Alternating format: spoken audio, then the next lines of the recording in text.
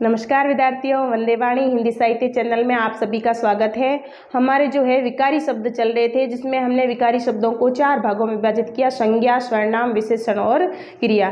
तो विद्यार्थियों, संज्ञा शब्द हमने पढ़ लिया था और हमारे जो है विकारी शब्द में सर्वनाम टॉपिक चल रहा था। सर्वनाम के हमने 6 प्रकार बताए, जिसमें पहला है पुरुषवाचक सर्वनाम, निश्चयवाचक सर्वनाम, अनिश्चयवाचक सर्वनाम, संबंधवाचक सर्वनाम, निजवाचक सर्वनाम और प्रश्नवाचक सर्वनाम। जो पहला था पुरुषवाचक सर्वनाम, उसके बारे में हमने कल चर्चा की थी, जिसमें हमने बताया कि पुरुषवाचक सर्वनाम 3 प्रकार के होते हैं, जिसमें पहला है उत्तम पुरुषवाचक सर्वनाम, दूसरा है मध्यम पुरुषवाचक सर्वनाम और तीसरा है अन्य पुरुषवाचक सर्वनाम। तो विद्यार्थी, उत्तम पुरुष यानी कि वक्ता, जो बोलने वाला है, जो कहने वाला है, उनको हम उत्तम पुरुष कहेंगे, और जो श्रोता, जो सामने बैठे हैं, जो सुन रहे हैं, उनको हम मध्यम पुरुष कहेंगे। और उत्तम पुरुष और मध्यम पुरुष जिसके बारे में बात कर रहे हैं, अन्य व्यक्ति के बारे में, उसे हम अन्य पुरुषवाचक सर्वनाम कहेंगे। आज हम निश्चयवाचक और अनिश्चयवाचक सर्वनाम के बारे में पढ़ेंगे। तो निश्चयवाचक सर्वनाम किसे कहते हैं विद्यार्थियों, ये देख लेते हैं।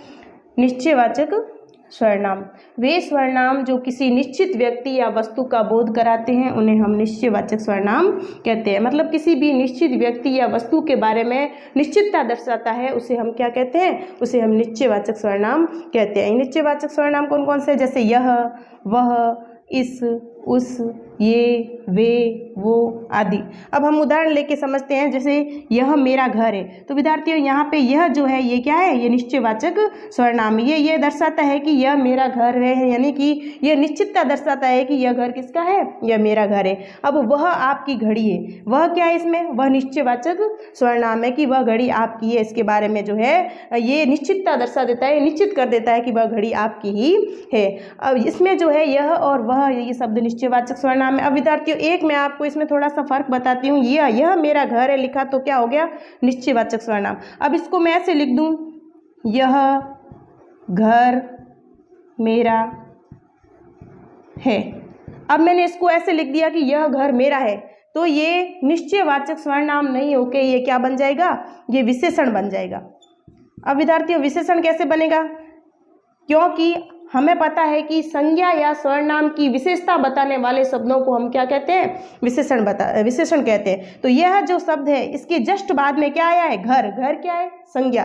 तो संज्ञा शब्द जब विशेषण के जो निश्चयवाचक सर्वनाम के जस्ट बाद में जो संज्ञा शब्द आ जाता है, तो वो विशेषण कहलाता है, यानी कि संकेत कर रहा है कि यह घर मेरा है। तो इसको हम संकेतवाचक विशेषण भी कहेंगे, संकेतवाचक कहेंगे।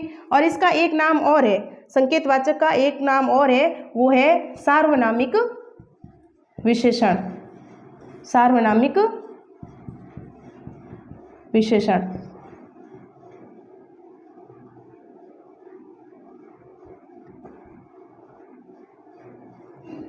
सार्वनामिक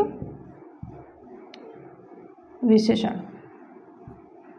अब विद्यार्थियों, इसमें आपको ये अंतर करना आना चाहिए कि यह मेरा घर है और यह घर मेरा है, इसमें बहुत फर्क है। क्योंकि यह मेरा घर लिखते हैं तो ये निश्चयवाचक सर्वनाम हो जाता है, लेकिन यह घर मेरा लिखते ही ये सार्वनामिक विशेषण, संकेतवाचक विशेषण हो जाता है। तो अब तीसरा हम पढ़ते हैं, अनिश्चयवाचक सर्वनाम किसे कहते हैं।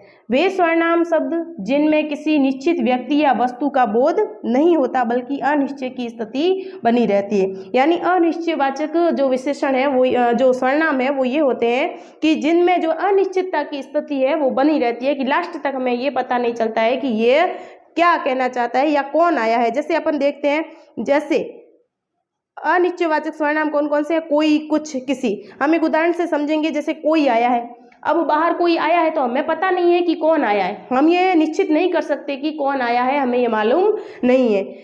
अब चाय में कुछ गिरा है, अब चाय में क्या गिरा है हमें पता नहीं है, क्योंकि हम ये निश्चित नहीं कह सकते कि क्या गिरा है इसमें।